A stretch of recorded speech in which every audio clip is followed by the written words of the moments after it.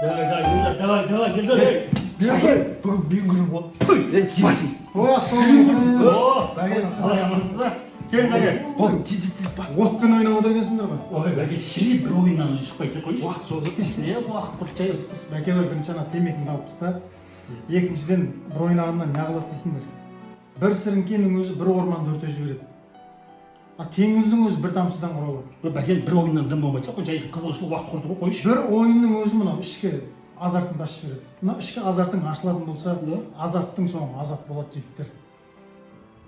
Тағдырларыңды талқан етеді. Не істейсіңдер? Одан да азарттарыңды пайдалы, әдемі, өнерге, білімге, спортқа, адамға пайда беретін азартпен айналыссаңдар. Бір ойыннан болады дейсің. Бәрі осыдан басталады ғой. Жақсы.